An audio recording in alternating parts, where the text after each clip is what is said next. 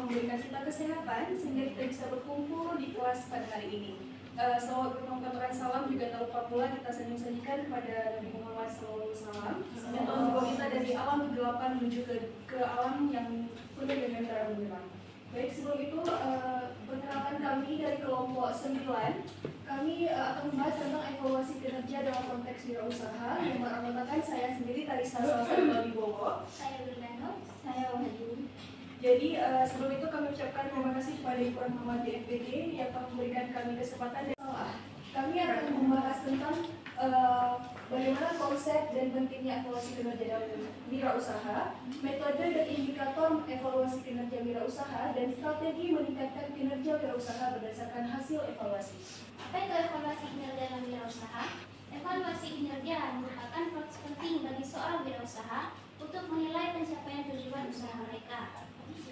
Evaluasi ini melibatkan pengumpulan data yang relevan, analisis hasil, dan penilaian efisiensi operasional. Evaluasi kinerja tidak hanya mengukur hasil, tetapi juga mengidentifikasikan konsep evaluasi kinerja wirausaha.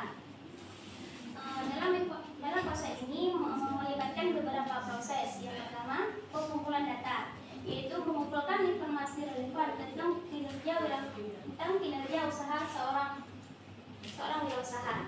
Yang kedua, analisis hasil, yaitu mengevaluasi data untuk identifikasi masalah, yaitu membantu mendeteksi masalah sebelum terjadi masalah yang lebih serius.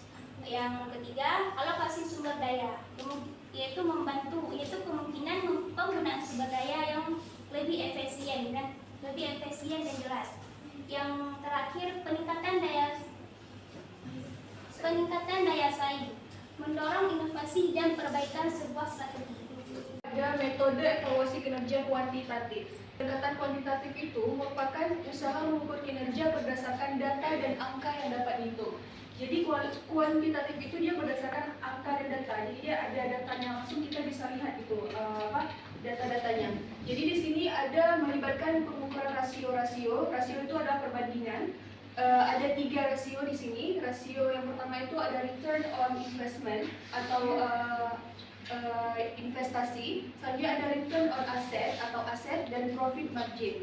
Jadi di sini ada penjelasannya bahwa ROI itu atau return on investment itu merupakan mengukur efisiensi investasi dan manfaatnya itu menilai keuntungan relatif terhadap investasi. Di dalam ROI ini dia tuh ada sebuah rumus. Jadi nanti itu dimasukin rumus, jadinya 15 juta dikurang 10 juta dibagi 10 juta dikali 100%. Dan yang terakhir ada profit margin, itu mengukur profitabilitas yang bermanfaat untuk menilai efisiensi operasional dalam menghasilkan laba. Nah, selanjutnya ada metode evaluasi kinerja kualitatif. Kalau yang tadi kuantitatif, kalau ini kualitatif. Seperti yang kita ketahui bahwa perbedaan dari keduanya itu ialah kalau kuantitatif itu tadi berdasarkan data. Tapi kok kualitatif ini berdasarkan aspek-aspek non-numerik atau yang nggak bisa dihitung atau nggak bisa dilihat kayak gitu. Dia kayak transparan. Contohnya itu seperti survei kepuasan pelanggan. Tadinya ada analisis citra merek. Nah, citra ini maksudnya bagaimana branding produk kita di mata konsumen. Jadi menilai persepsi pasar terhadap merek usaha. Organisasi itu kayak bagaimana tim kita di dalam suatu usaha tersebut. Kita harus tanya juga gimana kalau misalnya tim ini kira-kira apa ya ukurannya ya. Kelebihannya di mana, kekurangannya kita harus merombaknya di mana gitu. Jadi tetap ada juga di faktor internalnya. Itu ada metode balance scorecard. Itu maksudnya balance itu kan seperti yang diketahui kalau balance itu kan gabungan dari antara beberapa. Di sini ada perspektif keuangan, pelanggan, internal, dan juga pertumbuhan dan pembelajaran. Jadi di sini keuangan itu mengukur kinerja finansial seperti profitabilitas dan pertumbuhan pendapat. Selanjutnya ada perspektif pelanggan, nilai kepuasan pelanggan. Seperti yang tadi sudah saya jelaskan, ada survei. Selanjutnya ada perspektif proses internal, mengevaluasi efisiensi operasional dan inovasi produk. Dan yang terakhir perspektif pertumbuhan dan pembelajaran, mengukur pengembangan SDM dalam dan kapabilitas organisasi. Selanjutnya ada indikator evaluasi kinerja wirausaha. Yang pertama, produktivitas, mengukur efisien produk dan layanan.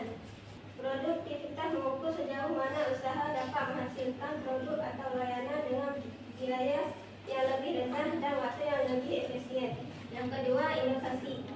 Indikator ini berfokus pada kemampuan usaha untuk memperkenalkan produk atau layanan baru yang dapat. Selanjutnya kami akan membuka sesi tanya jawab kepada 3 orang tercepat. Kami persilakan. Saya dan Lena ingin bertanya kepada kelompok yang sedang presentasi. Nah, tantangan apa yang sering terjadi dalam mengevaluasi kinerja wirausaha? Selanjutnya ingin bertanya kepada kelompok Jadi, jika tidak ada konsep evaluasi kinerja, apakah evaluasi kinerja bisa berjalan lancar? Perkenalkan, saya Tasya Epara, izin bertanya nih kepada kelompok yang sedang presentasi. Mengapa tuh kita harus melakukan evaluasi terhadap kinerja wirausaha? Izin menjawab pertanyaan dari Ida. Jika tidak ada konsep evaluasi kinerja, apakah evaluasi kinerja bisa berjalan dengan lancar? Jawabannya tidak. Kalau tidak ada konsep kinerja, kalau tidak ada konsep kinerja yang jelas, karyawan tidak tahu tentang apa yang akan dievaluasi, bagaimana evaluasi akan dilakukan, dan untuk apa evaluasi digunakan. Selanjutnya, Kalisa izin menjawab dari Tasya Epara. Jadi kenapa penting evaluasi kinerja ini dilakukan? Karena seperti yang sudah kami jelaskan tadi, sangat banyak strategi yang kita gunakan tuh. Maksudnya kita harus melakukan evaluasi dulu gitu, biar tahu apa saja kelemahan dan kekuatan kita. Yang pertama, kedisiplinan waktu. Kedisiplinan dalam hal pelayanan dan produksi sering menjadi masalah yang dihadapi oleh wirausaha. Ketidakpatuhan. Baik, terima kasih atas kesempatannya kepada Ibu dan teman-teman sekalian. Kami ucapkan mohon maaf